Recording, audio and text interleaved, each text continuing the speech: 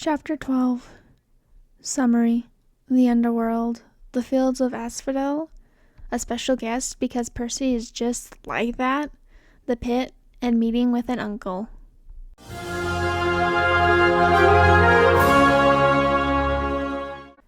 Charon left them on the black volcanic sand shoreline, grumbling about weird kids trying to give him heart attacks, despite not having a heart to be attacked. Annabeth had yet to let off the death grip on Percy's arm, her face pale, and Grover's hand was still tangled in the back of Percy's jacket like he was a naughty kitten.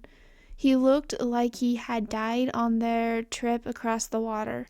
Honestly, Percy thought fondly, tried to go swimming once, and suddenly nobody trusts you.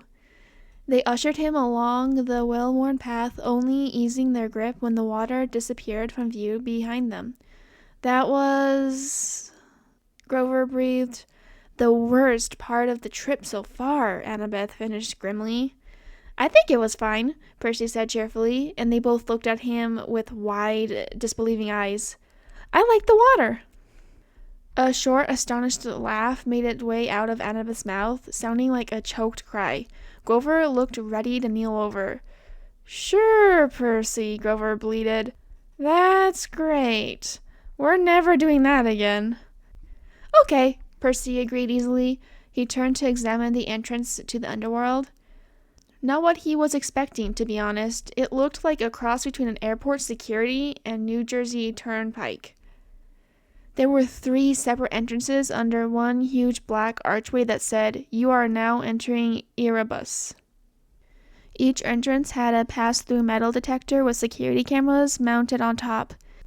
Beyond this were toll booths manned by black-robed ghouls like Charon, but they smelled nothing like him. The howling of the hungry animals were really loud now, but Percy couldn't see where it was coming from. The 3-headed dog, Cerberus, who was supposed to guard Hades' door, was nowhere to be seen. The dead queued up in 3 lines, 2 marked attended on duty, and 1 marked as dead. The latter line was moving right along. The other 2 were crawling. What do you figure? Percy asked Annabeth. The fast line must go straight to the asphodel fields, she said. No contest. They don't want to risk judgment from the court, because it might go against them. I'm not familiar with the underworld's workings. There's a court of dead people? Yes, 3 judges. They switch around who sits on the bench. King Minos, Thomas Jefferson, Shakespeare, people like that. Sometimes they look at a life and decide that person needs a special reward, the fields of Elysium. Sometimes they decide on punishment. But most people, well, they just lived. Nothing special, good or bad. So they go to the asphodel fields. And do what? Grover picked up from there. Imagine standing in a wheat field in Kansas. Forever. Fun, Percy said, then harsh. Not as harsh as that, Grover muttered. Look. A couple of black-robed ghouls had pulled aside one spirit and were frisking him at the security desk. The face of the dead man looked vaguely familiar. He's that preacher who made the news, remember? Grover asked. Oh yeah, the one who'd raised millions of dollars for orphanages and then got caught spending money on stuff for his mansion, right? Yes, Grover confirmed. He died in a police chase. His Lamborghini went off a cliff. So, punishment? Bingo, special punishment from Hades, Grover guessed. The real bad people get his personal attention as soon as they arrive. The kindly ones will set up an eternal torment for him. Oh, Percy said, and remembered they were in the Furies' home territory now. He's a preacher, and he believed in a different hell. How does that work? Grover shrugged. Who says he's seeing this place the way we're seeing it? Humans see what they want to see. You're very stubborn, persistent that way. They got closer to the gates. The howling was so loud now it shook the ground, but it still seemed to come from everywhere. Even the strong smell of asphodel dog couldn't give him a specific location. Then, about 50 feet in front of them, the green mist shimmered. Standing just where the path split into 3 lanes was an enormous, shadowy monster. It was half transparent, like the dead. Until it moved, it blended with whatever was behind it. Only its eyes and teeth were solid, and it was staring straight at Percy. He's a Rottweiler. Somehow, he'd always imagined Cerberus as a big black mastiff. But he was obviously a purebred Rottweiler, except, of course, that he was twice the size of a woolly mammoth, mostly invisible, and had 3 heads. "This is great," Percy muttered when the dog ignored the nice stick. "We get this far to become dog chow. I'm going to be so mad if this is how I actually die. Uncle H will absolutely be getting an earful." "Not going to die," Annabeth said sternly and pulled a giant red ball out of her bag. It was labeled Waterland Denver. She marched straight towards the dog with the confidence of 1,000 gods. She shouted, "See this ball? You want the ball, Cerberus? Sit." Cerberus looked as stunned as they were. All 3 of his heads cocked to the side. 6 nostrils dilated. "Sit," Annabeth called again. Percy would give anything to have a working camera, particularly when Cerberus followed the comments and sat. "Good boy," Annabeth cooed. She threw Cerberus the ball. Maybe he'd try his hand at drawing. The dog caught it in his middle mouth. It was barely big enough for him to chew, and the other heads started snapping at the middle one, trying to get the new toy. "Drop it," Annabeth ordered. Cerberus's head stopped fighting and looked at her. The ball was wedged between 2 of his teeth like a tiny piece of gum. He made a loud, scary whimper and then dropped the ball, now slimy and bitten nearly in half, at Annabeth's feet. They left the dog to her, inching past him on her command. She followed soon after, a mournful look in her eyes. "I'll bring you another ball soon," Annabeth promised faintly. "Would you like that?" the monster whimpered. "Good dog. I'll come visit you soon. I promise." Percy wondered if they could find a way to teleport to the underworld. Annabeth could play with her dog. Percy could swim. It sounded like a wonderful plan. The metal detectors screamed and set off flashing red lights. "Unauthorized possessions. Magic detected." Cerberus started to bark. They burst through the As Dead Gate, which started even more alarms blaring, and raced into the underworld. A few minutes later, they had ducked into a rotten trunk of an immense black tree as security ghouls scuttled past, yelling for backup from the Furies. "What have we learned so far, children?" Percy muttered. "Oh yeah, every being in the underworld is apparently attention-starved." Annabeth tearfully hummed in agreement. Cerberus mournfully keening echoed in the distance. The Fields of Asphodel was not Percy's favorite place in the whole world. Honestly, he was getting pretty tired of the underworld. He would love to go back to the River Styx for a swim, but other than that, he was perfectly fine staying above ground or in the ocean. The smell of, well, asphodels was strong, like honeysuckles and fading memories. The dead aren't scary, Percy quickly understood. They were just sad. They crept along, following the line of new arrivals that snaked from the main gates towards the black-tented pavilion with a banner that read, "Judgment for Asylum and Eternal Damnation. Welcome, newly deceased." How incredibly cheerful. Out of the back of a tent came 2 much smaller lines. To the left, spirits flanked by security ghouls were marched down a rocky path towards the Fields of Punishment, which glowed and smoked in the distance, a vast cracked wasteland with rivers of lava and minefields and miles of barbed wire separating the different torture areas. Even from this far away, he could see people being chased by hellhounds, burned at the stake, forced to run naked through cactus patches or listen to opera music. He could just make out a tiny hill where the ant-sized figure of Sisyphus struggled to move his boulder to the top. There were worse torturers, too, but he quickly looked elsewhere. He wondered if the line coming from the right side of the Judgment Pavilion was much better. This one led down towards a small valley surrounded by walls, a gated community, which seemed to be the only happy part of the underworld. Beyond the security gate were neighborhoods of beautiful houses for every time period in history. Roman villas and medieval castles and Victorian mansions. Silver and gold flowers bloomed on the lawns. The grass rippled in rainbow colors. He could hear laughter and smell barbecue cooking. Elysium. In the middle of the valley was a gilded blue lake with 3 small islands like a vacation resort in the Bahamas. The Isle of the Blessed, for people who had chosen to be reborn 3 times and 3 times received Elysium. It was hard to not compare the size of Elysium to the fields of asphodel or even the fields of punishment. So few people did good in their lives. It was depressing. They left the Judgment Pavilion and moved deeper into the asphodel fields. It got darker. The colors faded from their clothes. The crowds of chattering spirits began to thin. As they walked through the gloom, it got harder to move, to breathe. The trees began to thicken and the smoke rose, making it harder to see.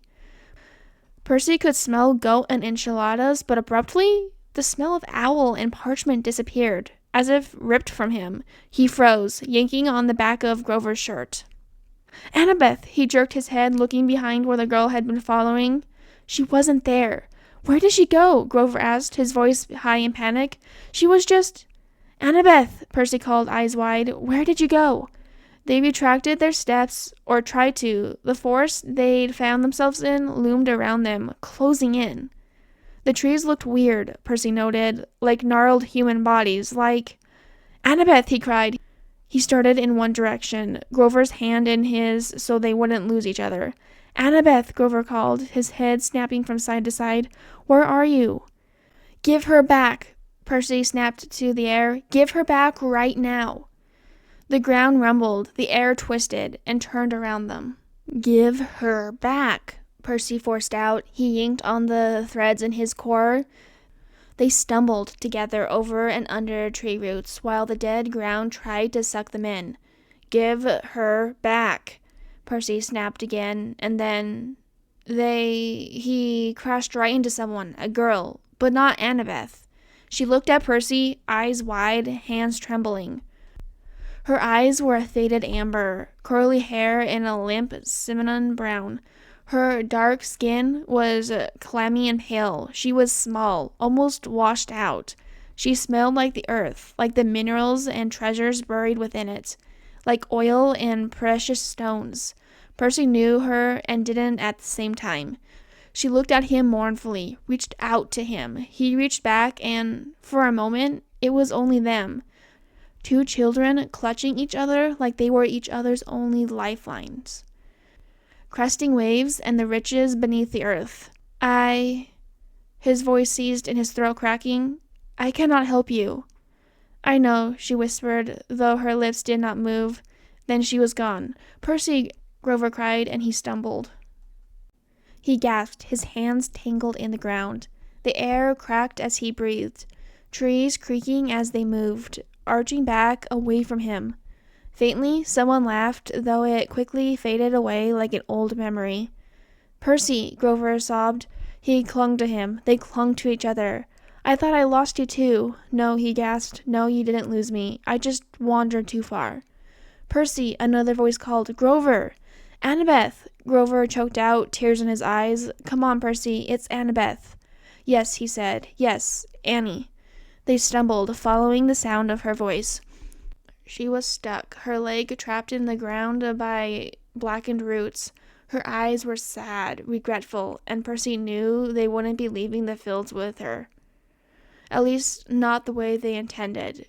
You regret, Percy said, sounding empty. Did the other girl regret something too? Annie, Grover choked. Annie, please. I'm sorry, she said. Don't be sorry, Percy whispered, eyes looking beyond her. We all regret. She swallowed. You have to keep going. We won't leave you. You're not leaving me, she said sternly. We'll see each other again. I'm just going to go somewhere else for now. Percy stared at her for a moment, as Grover argued. Then it hit him. He reached into his pocket for a pearl. She met his eyes, steady and determined. He gave her the pearl. See you on the other side, wise girl. "This isn't goodbye, seaweed brain." She nodded to Grover, pulling first him into a hug, then Percy. "I'll see you guys later. Santa Monica Pier. You know what to do." "Yeah," Grover sniffed. "Later. It's a promise. It's a promise." Then she was gone. They stayed together for a moment in silence, until the bubbles she'd fallen to disappeared completely. "Grover," Percy said lowly, "I think I'm beginning to hate this place." "Percy," Grover answered, "I think I'm starting to hate this place too." They held hands as they walked through the trees. After a few miles of walking, a familiar screech echoed in the distance. Looming on the horizon was a place of glittering black obsidian. Above the parapets swirled 3 dark bat-like creatures, the Furies. They were waiting for them. Percy could care less. Something had changed in that forest. He felt too raw, like he'd seen something he wasn't supposed to, done something he wasn't meant to. "I suppose it's too late to turn back now," Grover said wistfully. "Onwards," Percy answered roughly. "For Annabeth." "For her," Grover agreed. They barely made it another step before something went wrong. Grover yelped, his sneakers sprouted wings, and his legs shot forward. He would have landed flat on his back in the grass had Percy not had such a tight grip on his hand. "Grover," Percy murmured, "what's—" "I don't know," he yelled again. His shoes were flapping like crazy now. They levitated off the ground and started dragging him away. Percy lost his grip. "Maya!" Grover yelled, but the magic word seemed to have no effect. "Maya already! Percy, help!" Percy ran after him. "Untie the shoes!" Percy cried, but he couldn't. Grover tried to sit up, but he couldn't get close to the laces. Percy kept after him, trying to keep him in his sights as he zipped between the legs of spirits who chattered at him in annoyance. Grover seemed to be headed straight for the gates of Hades' palace, but his shoes veered sharply to the right and dragged him in the opposite direction. The slope got steeper. Grover picked up speed. Percy was full on sprinting in a panic. The cavern walls narrowed on either side, and he realized they'd entered some kind of side tunnel. No black grass or trees now, just rocks underfoot and the dim light of stalactites above. "Grover," he yelled, voice echoing, "hold on to something." He was grabbing at the gravel, but there was nothing big enough to slow him down. The tunnel got darker and colder. The hair on Percy's arms bristled. The rock in his stomach grew as the smell, the rotten, decaying smell that haunted his nightmares, grew stronger. Blood spilled on an ancient stone altar, the foul breath of a murderer. Worse things, bad things, evil things. Percy almost choked. The tunnel widened into a huge dark cavern, and in the middle was a chasm the size of a city block. Grover was sliding straight for the edge. Percy chanted names as he sprinted after his friend. Dionysius, Apollo, Hermes, Amphitrite, Poseidon, Hades, Hades, Hades, Hades. The air circled, a clash of panic. Wine, bay leaves, strawberries, rock candy, sea salt, pomegranates. "What are you doing? Why are you there? No, no, no, run away. Go the other way. Please turn around. Turn back. Child, godling, Percy, little pearl, precious one, stop." Grover was yelling, clawing at the ground, but the winged shoes kept dragging him towards the abyss. Percy lunged. His right arm looped around Grover, and in his other hand, Riptide appeared. He plunged the sword into the sand, and it stuck. They jerked to a hard stop just at the edge. Percy gasped in pain, fighting against the pull. Grover struggled in his arms, trying to kick the shoes off. It was like the pit was inhaling. His backpack felt heavier, smelled like the sky and lightning and all the things he didn't want to think about. Just when he thought his arm was going to give out, he was encased in pomegranates and honeysuckles, and something like heavy moss, a decomposing tree, and burning incense. Strong arms wrapped around him, a pale hand enclosed Grover's bicep in a vice grip. A muttered curse in his ear, and Grover's shoes slipped off his hooves. The shoes launched themselves over the edge. They plunged into the abyss alone. The group disappeared, swallowed by a different type of darkness, and they were spat out on an obsidian floor. Percy laid there for a moment, heaving for clean air, half on top of the god who'd pulled them out. Grover clattered to the floor next to him, unconscious. "You!" Hades hissed, but there was no bite to it. His hand was tangled in the back of Percy's jacket, like he was afraid Percy would disappear if he let go. "Uncle," Percy managed to get out, and hugged the god. Hades could smite him then and there for the disrespect, and Percy wouldn't care. It would be a better fate than whatever had been waiting for him in that pit. But Hades didn't. He wrapped 2 arms around Percy and just sat there with him. "Your father would have killed me if I lost you in there," he said eventually, rubbing circles in Percy's back. Percy didn't know what the sound that came from his mouth would be classified as, but it was something between a laugh and a sob. "You're the master of the house," he finally managed to say. Underneath him, Hades flickered in and out of understanding. He was there, contained, tangible, and then he was not, like he was the world around them. He was also super cold. "What is here is yours. He'd certainly do some damage," Hades murmured, eyes looking off as if he could see it. "Your father is the ocean and the earthshaker. He is fluid and hard to grasp, both younger and older, little prince. And that demands weariness. My brother he may be, his children have always been his most precious treasures." Percy sniffed. He finally pushed himself up, shifting to Grover's side. His friend was fine, passed out cold, but alive. Hades didn't seem to mind that they were all still sprawled out on his throne room floor.